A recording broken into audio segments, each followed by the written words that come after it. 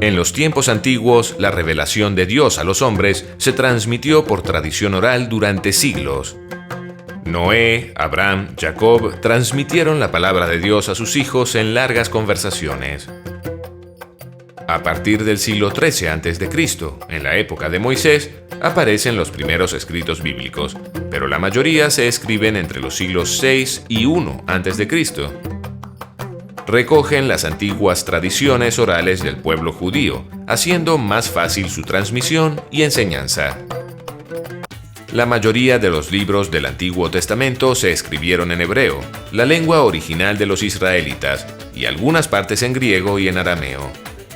Pero, pasados los años, no todos los judíos entendían el hebreo.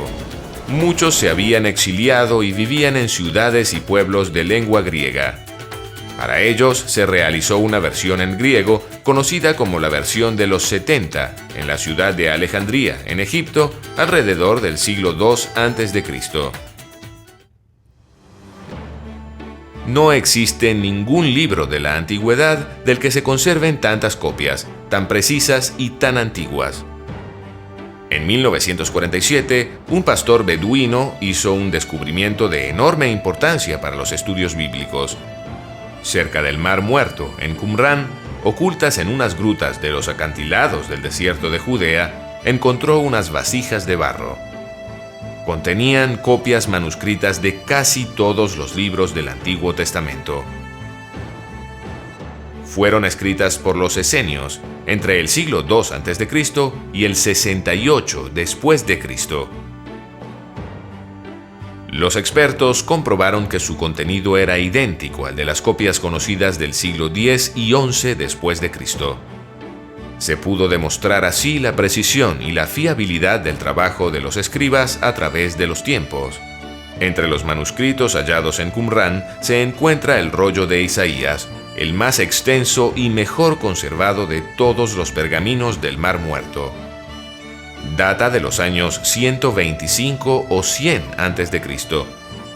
Tiene una longitud de más de 7 metros y contiene en 24 columnas el texto del profeta Isaías prácticamente completo. En los 46 libros que conforman el Antiguo Testamento se narra la creación del mundo y del hombre, el primer pecado y la alianza de Dios con su pueblo. Cuentan también la historia del pueblo de Israel, en la que se refleja cómo Dios va preparando la venida del Mesías Salvador, Jesucristo. En esta historia se distinguen 3 grandes etapas: la de Abraham y los patriarcas hasta el siglo XIII a.C., la de Moisés, la alianza del Sinaí y la entrada en la tierra prometida entre los siglos XIII y X, y la del rey David y sus sucesores, desde el siglo X hasta la venida de Jesucristo. La división de los libros del Antiguo Testamento se dispuso del siguiente modo.